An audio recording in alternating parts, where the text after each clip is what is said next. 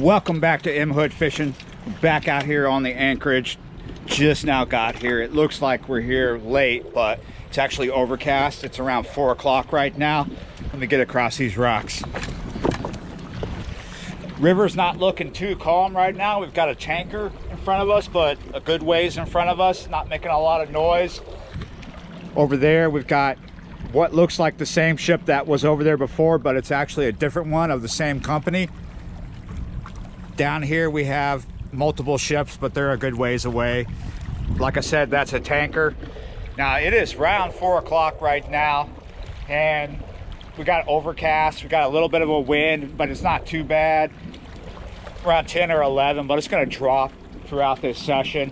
What's going on with the river right now is we've got an incoming tide, and the river level is at about 3.5,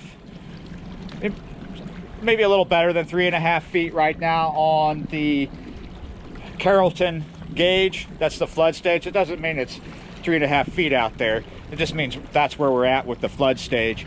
So it's supposed to be coming up over the weekend and next week to 5 feet, but we'll see if that really happens, because it was predicted to come up last week and it didn't. It stayed around 3 feet, but it's at 3.5 feet, and we got an incoming tide. Low tide was a little bit around 12:28 today, just a little bit after noon, and the high tide is going to be much later tonight, actually early morning, like 2 something in the morning later on. Should be good out here, should be good. You can smell smoke on the air, like someone's campfire. Someone's camping further down, because that's where the wind is coming from. Yeah, you're right. Let's get into this. Ready with the landing net. Now let's get to this. We're doing mono tonight. These are my 10-foot Daiwa rods, all tied up and ready to go. Gonna do the same thing that I was doing in this spot earlier a few days ago. This is a 6/0 octopus style circle hook. I realize that a lot of 6/0s are different sizes. That's because there's no real standardized sizing between companies. One company's 6/0 is going to be bigger or smaller than another one's. It's kind of annoying how they do that, but that's what that particular hook from that particular company is. All right, so 3 ounces of no roll, 40-pound main line, and then the rig is going to be, the leader is going to be mono as well, 50-pound. A lot of you already knew that. And there we go. We're going to put both of them in the rocks. All right, just like last time, we're doing a small bait and a big bait. We have enough bait to do this session, but we also could run out. We don't have tons of bait. This is going to be an 8/0 octopus style circle hook. Same thing, 50-pound mono is the leader, and 3 ounces of no roll is the lead. The bait tonight is panfish, obviously. We got some big ones and some small ones. I think we have enough for tonight, maybe more than enough. Let me get at my bait scissors. Love bringing scissors with me when I'm catfishing. They're not pretty, but they were cheap. These were 99 cents back in the day before Brandon got in there. The small piece is just of a body. It's a bluegill. Make sure the scale is off the tip there. There we go, that's good. The bigger piece is going to be a head piece. We're just going to go in not too close to the top, but not too far down from the top. That way it won't pull out too easily. It'll stay in there pretty good. If you go too far down, if you hook too far down in, it'll have a tendency to do this a little more often than if you stay closer to the top. But if you're too close to the top, it can easily come off when a fish just grabs it like this and yanks. All right, that's the big piece out there. They don't have to be too far out at this spot, especially this afternoon with the tide coming in. Should be a lot of fish feeding right off these rocks. Let's get that smaller bait out. Nice. Because I'm fishing at an incoming tide, we're gonna be having a stronger current here at this spot as well. So we're gonna get a little bit of drift, but that's okay. I'm not 100% sure what depth we're fishing. I just know that we're not in really shallow water. We're not in really deep water. It's 20 feet to anywhere like 60 feet, especially out that way. I might bring my 12 footers with the braid one day to this spot to see how well we fare. I have fished braid a little further down. If you look down this way, you're gonna see yellow. It's a piece of plastic down there. And then you see that overhanging willow branch. Over there, I've fished out straight with braid and had a lot of trouble with stuff cutting the braid and snags further out. But since I came to this spot with mono, I've been doing all right. I don't like to give up on snaggy spots real quick, not on the first session. I'll come back and try to figure them out. And that's what I did with this, and it's been paying off. Look at that. I'm not gonna react till he really bends that rod tip down. He's just messing with it right now. But of course, if it's a really small fish, it might not be big enough to bend that, to curve that rod. I'm not sure what the test curve on that rod is, because in the US, they don't usually market rods by the test curve. That's more a carp fishing thing in the UK. Test curve is like how much weight a fish has to be, or how much pressure it takes to develop a 90-degree angle on the rod. Still getting a bite on that big bait. It's probably the same fish. If that was a J hook, I could go over there and get the rod in my hand gently and try to set that hook, because you can set the hooks if they're J's, but with this style of hook, sometimes you can set it if you gently pull back, but it doesn't always work. A circle hook or an octopus style circle hook generally is meant to hook the fish in the corner of the mouth, but the fish has to grab it and kind of hook himself. If you try to set the hook by snatching it like you would with a J hook, 9 times out of 10, you're gonna snatch it right out of the fish's mouth and not get a hook up. But sometimes if you just gently pull back or reel up gently, you can set the hook. Doesn't always happen that way though. Oh, look at this. Look at that tension build. I think we have a hookup. I'm pulling back gently. Yes, I have a hookup. As you see, I just had, oh, this is nice too. Taking drag. I had a container ship just go by. It hasn't put a wake up on us yet. Its wake is probably coming. If this is a gaff top, it's on steroids. If you're new to my channel and you haven't seen previous videos, there is a type of catfish that shows up in the Mississippi River this time of year when the river's so low and the salt water backs up and the river becomes really brackish, and some saltwater species will come up into the river like gaff top, a sail cat. They're, ooh. And there's been a lot of them lately, but they've been thinning out because we've had cold fronts coming through. This is Belle Chase, Louisiana, by the way. A lot of you guys already know that. This is a decent fish. This is a nice one, guys.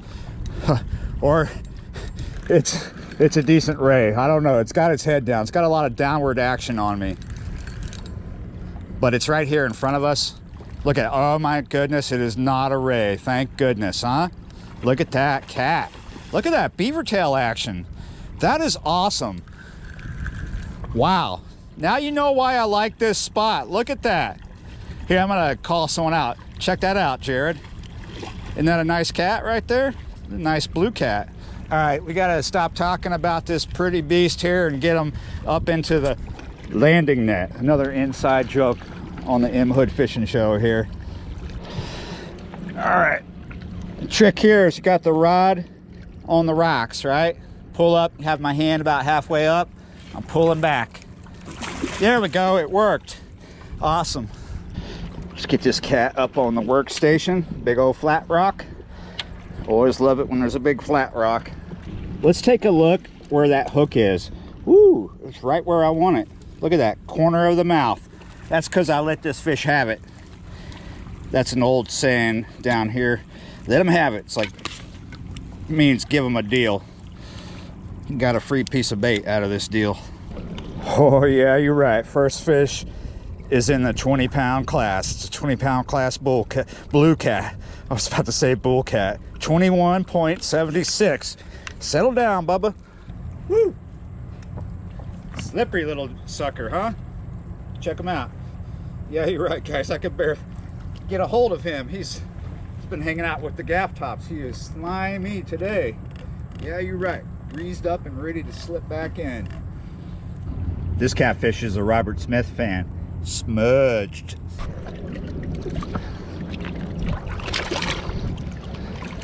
Nice.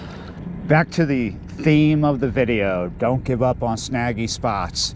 I have been to spots where I did give up after several sessions. I just couldn't find that sweet spot that wasn't snaggy. And I've fished spots where the sweet spot was just very narrow, like over there in Crescent Park, over there in the bywater. Very narrow spots to fish that are not snaggy. If you get it a few feet off, you're gonna hit a snag. And I've caught some nice fish there, big flatheads and blue cats. This spot years ago was probably really snaggy because I'm pretty sure this whole anchorage had revetment laid in it. That's a type of paving style. They'll pave portions of the river to make it, to stop erosion and other reasons, in some cases to increase the flow. But over time, a lot of this revetment that was laid in here has got covered by mud and sand. And in this area that I'm in, there are patches that if you hit them, you're likely to snag up. You'll get wrapped around the wire or snagged down in the rocks. Further down in this revetment, it is far worse. And further up, further down. That's right, I'm getting turned around here. Sorry, people. That's downriver. Towards the end of this anchorage, it is still pretty snaggy. And up river, there are patches that are just bad. But same thing here. There's a couple patches here, but I found this sweet spot here in mono. So if you find a snaggy spot and braid is getting cut, it's always good to switch to your mono rods.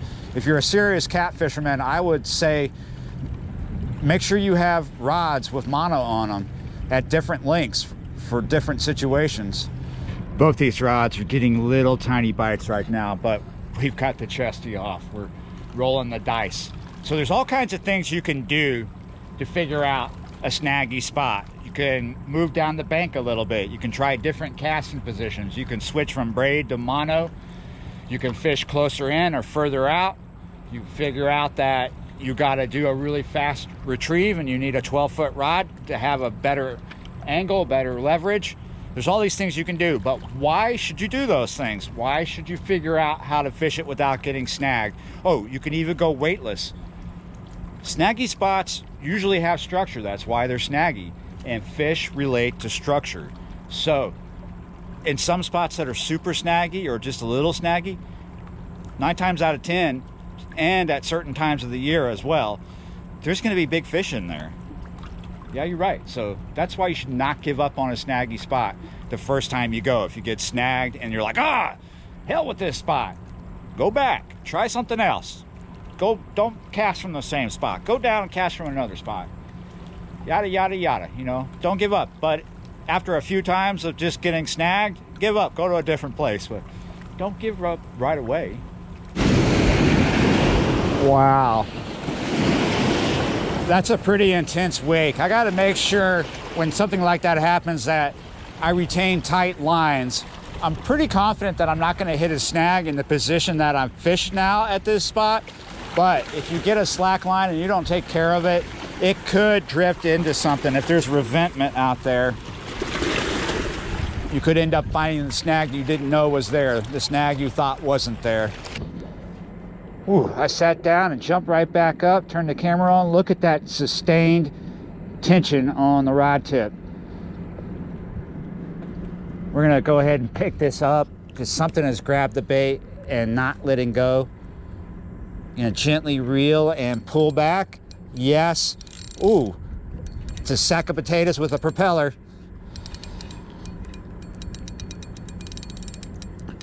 What do you think of that, Barney? Oh, it's already on the surface. Beaver tailing, Barney. This reel came from one of you guys, a subscriber by the name of Barney down in Texas, I believe. It's a Penn Ferris 3, 5,000. This reel is great for what I'm using it for. Solid. He's solid over there. He's holding tight.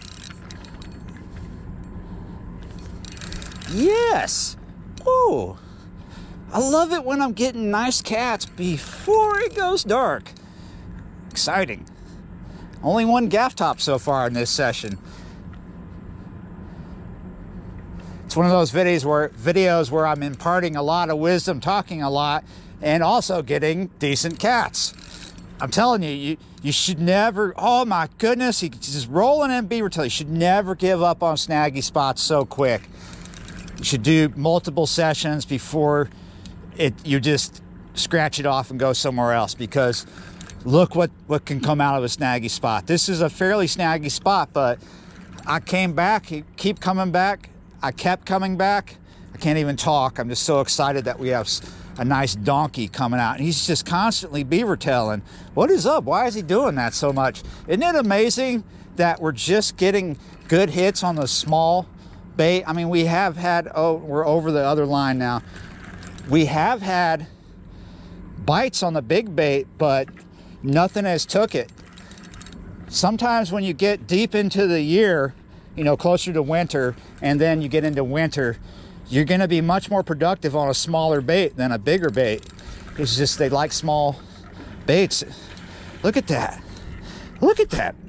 Thrashing and bashing on them rocks. What do we have here? I'm thinking it's a blue cat, but is he a blue cat bull shark hybrid? I'm just kidding. It's not a bull shark. It just kind of was fighting like one for a second. Look at the size of that. What do you think of that, Jared? Oh, Jared had a good session up in around some grain elevators, sending me pictures. He was very excited. He got a new PB. Look at that.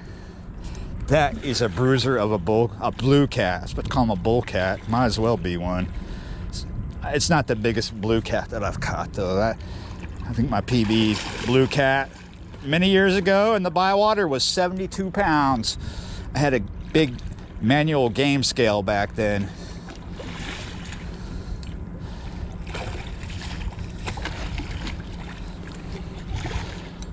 You know, put the rod butt down, grab it by the middle of the rod.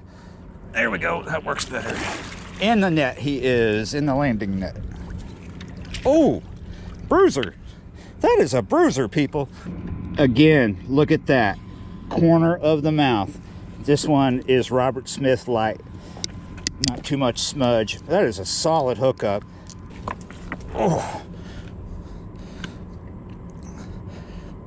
Wow. Oh, it was saying 29 and then it dropped. What's going on? He's not touching the ground. 28.84. Nice. Woo! Do not give up. Don't give up. Look what can happen if you don't give up. Oh, hold on, guys. Check them out. Yeah, you're right. All because I did not give up the first time I came here, and that was horrible. Snagged up a lot, but no more. Yeah, you're right. Whew. Whew. Love watching these big blue cats, or any big cat, just swim away. Nice. Whew, look at that. All that catfish slime. Totally worth it. Whew. Look what happened when I was taking the hook out. Tip broke off. So we're gonna have to go to a new hook. They're different sizes because this size I apparently don't have any more of. This is a 5/0 now. As you see, this leader looks like it's store-bought. It's not. It's in hood tied, pre-tied. I tie my leaders up ahead of time. Here's my swivel. Here's my surgeon's loop. We're gonna cow hitch it. I've showed this before in videos, but we're gonna do it again. If I can. Here we go. It's hard to do this looking at the screen and not at it. Here we go. Loop goes through the swivel. The hook goes through the loop. And you cinch it. Here we go. That's a cow hitch. Look at that. That's not sunset yet, but we're getting close. 5:33 is the time. Just put that little bait back out there. I'm gonna sit down and watch. Look how calm the river has become. When I got here, it was a little topsy-turvy. Not too bad, but it was there. That wind speed has come down a little bit. It's nice now. Let's see, are we going to keep doing the 20-pound class blue cat thing, or are we gonna get something smaller? I'm not counting the gaff top. We're gonna forget the gaff top. Oh, tension on the big bait. I just put that back out there. Oh my God, yes. Yes.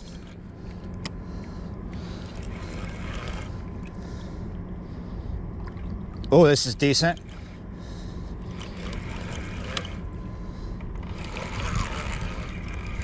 What's going on?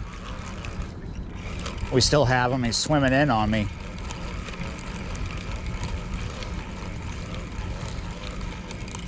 There's the fight. There it is. Whoa. Oh, he's already on the surface. Wait a minute. Wait a minute. What's going on with the other line? I just saw it move. Look at that beaver tail in action out there. Well, he's trying to. That was half a beaver tail.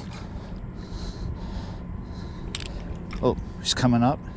Looks like another nice blue cat. Somewhere around the 20-pound class. Oh, there's your beaver tail action.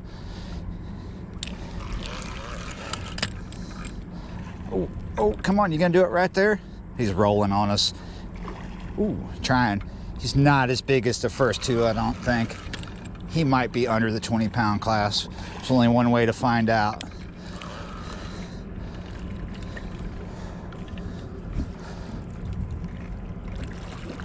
Shuffle, shuffle, shuffle over, buddy.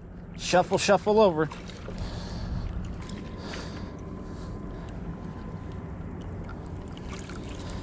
Nice. Nowhere near the 20-pound class.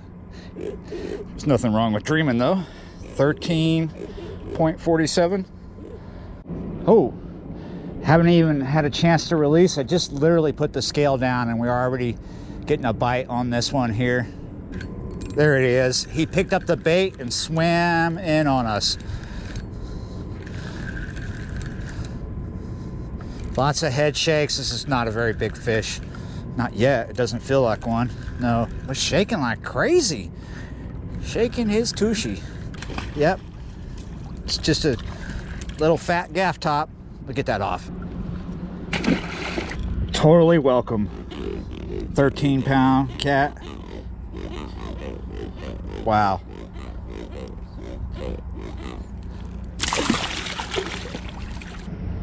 Oh, as you can see, it's dark now. We've already gone past sunset.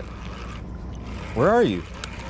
It is about 20 minutes to 7 right now. What are you?